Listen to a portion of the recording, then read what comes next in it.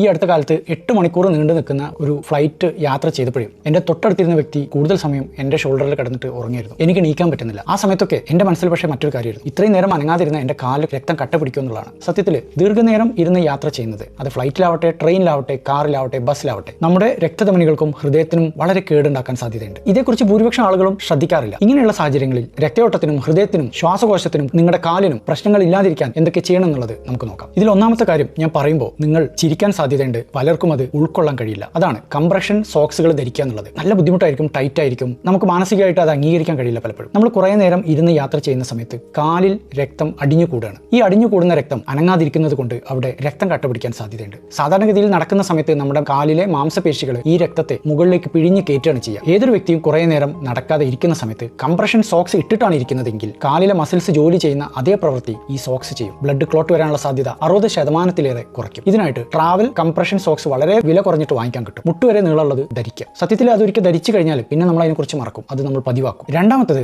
നിർജ്ജലീകരണം തടയാന്നുള്ളതാണ്. പലപ്പോഴും ഫ്ലൈറ്റിൽ ഹ്യൂമിഡിറ്റി കുറവായിരിക്കും. നിങ്ങൾ പറഞ്ഞാൽ വിശ്വസിക്കില്ല, സഹാറ മരുഭൂമിയെക്കാളും ഹ്യൂമിഡിറ്റി കുറവാണ് ഫ്ലൈറ്റിനകത്ത്. അതിന് പുറമെ നമ്മുടെ ശ്വാസത്തിലൂടെ വെള്ളം നഷ്ടപ്പെട്ടുകൊണ്ടിരിക്കുകയാണ്. മണിക്കൂറുകളുടെ യാത്ര കഴിയുമ്പോഴേക്ക് നമ്മുടെ ശരീരത്തിൽ നല്ല രീതിയിൽ ജലാംശം കുറഞ്ഞിട്ടുണ്ടാവും, രക്തം വളരെ തിക്കായിട്ടുണ്ടാവും. അതുകൊണ്ട് നിങ്ങൾ ചെയ്യേണ്ടത് ഫ്ലൈറ്റ് യാത്ര തുടങ്ങുന്നതിനും അരമണിക്കൂർ മുമ്പ് 2 ഗ്ലാസ് വെള്ളം കുടിക്കണം. അതിന് പുറമെ യാത്രയിലെ ഓരോ മണിക്കൂറിലും ഓരോ ഗ്ലാസ് വെള്ളം കുടിക്കാൻ ശ്രദ്ധിക്കുക. പലർക്കുള്ള ഒരു പ്രശ്നം എന്ന് വെച്ചാൽ വെള്ളം കൂടുതൽ കുടിച്ചാൽ ഇടയ്ക്കിടയ്ക്ക് ഫ്ലൈറ്റിലാണെങ്കിൽ വാഷ്റൂമിൽ പോകേണ്ടി വരും എന്നുള്ളതാണ്. വാഷ്റൂമിൽ പോകാൻ വേണ്ടിയിട്ട് നമ്മൾ എണീറ്റ് നടക്കുന്നത് രക്തയോട്ടത്തിന് നല്ലതുമാണ്. ഫ്ലൈറ്റിൽ വെച്ചിട്ട് കോഫി കഴിക്കുന്നതും ആൽക്കോൾ കഴിക്കുന്നതും കുറയ്ക്കാൻ ശ്രമിക്കുക. കാറിലൊക്കെ ആണെങ്കിൽ നമുക്ക് ഇടയ്ക്ക് നിർത്തിയിട്ട് വെള്ളം കുടിക്കാം. മൂന്നാമതായിട്ട് നമ്മൾ ചെയ്യേണ്ടത് ഓരോ മണിക്കൂറിലും ശരീരം ഇളകാൻ വേണ്ടിയിട്ട് നമ്മൾ പരിശ്രമിക്കുക എന്നുള്ളതാണ്. ഫ്ലൈറ്റിലാണെങ്കിൽ ഓരോ മണിക്കൂറിലും നീക്കാം, ഒന്ന് വാഷ്റൂമിലൊക്കെ പോയിട്ട് വരാം, അതല്ലെങ്കിൽ ഫ്ലൈറ്റിന്റെ ബാക്കിലുള്ള ഫ്രീ സ്പേസിലേക്ക് പോകാം, അവിടെ ചെന്നിട്ട് ബോഡി സ്ട്രെച്ച് ചെയ്യാം, ചെറിയ സ്ക്വാറ്റ് എക്സർസൈസ് ചെയ്യാം. അമേരിക്കയിലേക്കൊക്കെ പോകുമ്പോൾ ഫ്ലൈറ്റിന്റെ ബാക്കിൽ ചെന്നാൽ അവിടെ തിരക്കാണ്, ഒരുപാട് സായിപ്പന്മാർ അവിടെ ആ സമയത്ത് എക്സസൈസ് ചെയ്തുകൊണ്ടിരിക്കും. കാറിലാണെങ്കിൽ ഓരോ മണിക്കൂറിലും നമുക്കൊന്ന് നിർത്താം, ഒന്ന് സ്ട്രെച്ച് ചെയ്യാം, ഒരു 5 മിനിറ്റ് ചെറുതായിട്ടൊന്ന് നടക്കാം. ട്രെയിനിൽ പിന്നെ പ്രശ്നമില്ല, ഓരോ മണിക്കൂറിലും ബോഗികളുടെ ഇടയിലൂടെ നമുക്ക് 5 മിനിറ്റ് നടന്നിട്ട് വരാം. ഇങ്ങനെ ചെയ്യുന്നത് വഴി കാലിൽ രക്തം കട്ട പിടിക്കുന്നത് നമുക്ക് തടയാൻ സാധിക്കും. ഈ കാലിൽ രക്തം കട്ട പിടിക്കുന്നത്